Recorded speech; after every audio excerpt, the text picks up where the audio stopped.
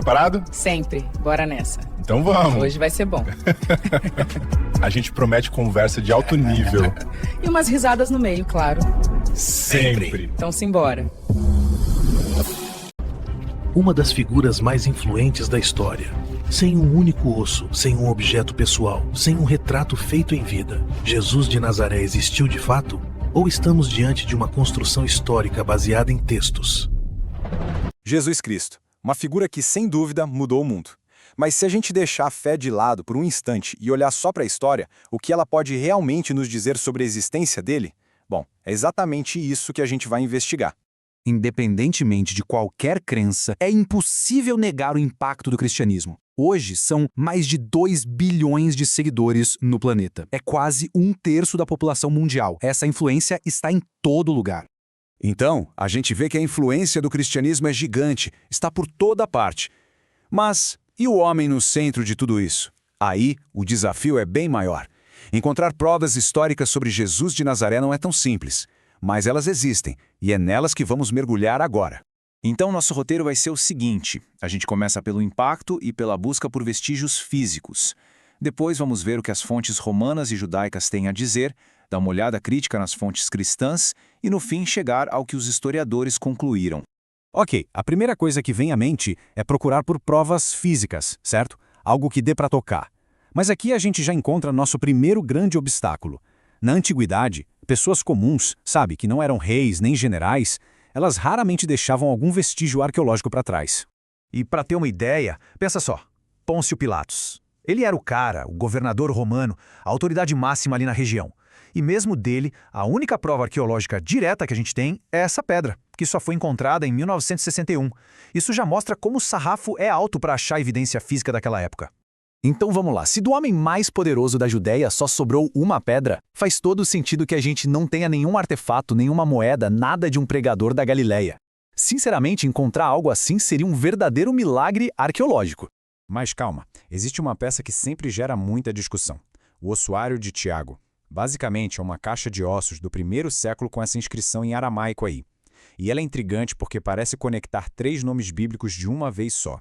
Só que tem um problema. José, Tiago e Jesus eram, digamos, os Enzos e Valentinas daquela época. Eram nomes super comuns. Um estudo até estimou que poderiam existir uns 20 homens em Jerusalém que se encaixariam nessa exata descrição. Então, fica impossível ter certeza. Bom, já que a busca física não nos deu uma resposta definitiva, vamos para as evidências escritas, que são bem mais ricas. E vamos começar com quem estava de fora do movimento, os observadores.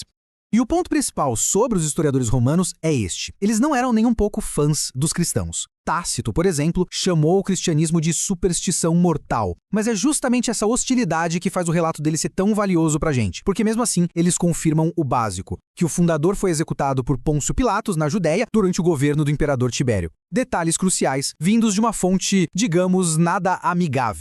Agora a gente se aproxima um pouco mais, olhando para fontes que estavam geográfica e culturalmente muito mais perto dos acontecimentos. Essa pequena frase aí do historiador Flávio Joséfo é considerada ouro puro pelos historiadores. Por quê? Porque ele menciona como quem não quer nada Tiago, o irmão de Jesus, chamado Cristo.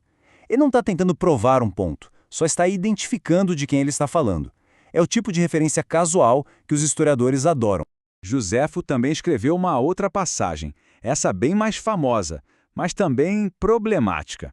A maioria dos especialistas concorda que, com o tempo, copistas cristãos foram lá e adicionaram frases de fé, tipo, ele era o Messias, coisas que Joséfo, que era judeu, jamais escreveria. Mas o interessante é que, se a gente remove essas partes, o que sobra parece ser um núcleo autêntico que confirma a história básica, um homem sábio que fez coisas notáveis e foi condenado à cruz por Pilatos. E isso nos leva a uma das evidências mais curiosas e fortes. Textos judaicos que vieram depois eram super hostis a Jesus. Acusavam ele de ser feiticeiro, de enganar o povo. Mas, para pensar, em nenhum momento eles disseram que ele não existiu. A discussão deles era sobre quem ele era, e não se ele era. E convenhamos, ninguém se dá o trabalho de difamar uma pessoa que nunca nem existiu, né?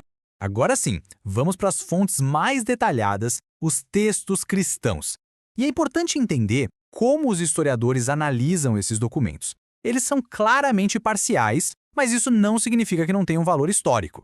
Nenhum texto antigo é 100% neutro, afinal. Essa linha do tempo é muito importante. Ela mostra que as fontes mais antigas estão bem próximas dos eventos. As cartas de Paulo, por exemplo, foram escritas só umas 2 décadas depois da morte de Jesus. Em termos de história antiga, isso é praticamente o ontem. Olha só, o apóstolo Paulo nunca encontrou Jesus em vida, mas ele diz com todas as letras que encontrou o irmão de Jesus, Tiago, e o discípulo mais próximo dele, Pedro. Agora, imagine o cenário. Paulo estaria dedicando a vida a uma figura inventada, enquanto o irmão e o melhor amigo dessa figura estavam ali, do lado dele, liderando o movimento? Historicamente, é uma ideia bem difícil de sustentar. Os historiadores leem os evangelhos mais ou menos como detetives. Mesmo escritos em grego, eles encontram pistas de uma língua mais antiga ali por baixo, o aramaico, que era a língua que Jesus e seus seguidores falavam. São como impressões digitais linguísticas que sugerem que os autores estavam usando fontes muito mais antigas, tradições que vêm lá da origem de tudo. Certo. Agora vamos juntar todas essas peças do quebra-cabeça. A arqueologia, os romanos, os judeus e os cristãos, para ver qual é a conclusão do mundo acadêmico. E quando a gente soma todas as evidências, o consenso acadêmico é surpreendentemente claro. Entre os historiadores sérios, a existência de Jesus de Nazaré nem é um grande debate. A discussão de verdade não é se ele existiu, mas sim o que a gente pode saber com certeza sobre a vida e os ensinamentos dele. Essa é uma ótima pergunta. Tá, existem todas essas evidências, mas elas são boas? Como elas se comparam com as de outras figuras famosas da antiguidade que a gente aceita sem nem piscar? Essa comparação coloca tudo em perspectiva. Olha que interessante. Ninguém fica duvidando que Pitágoras existiu, mas a gente não tem uma única fonte da época dele. 0. Alexandre o Grande é super bem documentado, e mesmo assim tem lendas de que ele era filho de Zeus. Isso mostra o padrão da casa com que os historiadores trabalham na antiguidade. E esse é um ponto fundamental. O trabalho do historiador não é jogar uma figura fora só porque contaram lendas sobre ela. Muito pelo contrário. O trabalho é justamente separar o núcleo histórico do que é plausível das camadas de mito que naturalmente se formam ao redor de pessoas influentes. E é aqui que a gente termina. A história, como disciplina, não tem as ferramentas para provar milagres ou a ressurreição. Isso é do campo da fé. O que a história pode fazer, com base em todas as evidências que a gente viu, é nos dar um grau bem alto de certeza de que, por trás da fé, por trás da lenda, existiu um homem de carne e osso que deu início a tudo isso. Nenhum sarcófago, nenhuma peça gravada com seu nome. Para um pregador sem status na Galiléia do século I, é o esperado. Ainda assim, as páginas sobreviventes guardam ecos de sua presença. Tácito, Plínio e Joséfo, tradições rabínicas. Ative o sininho e acompanhe novos episódios toda semana.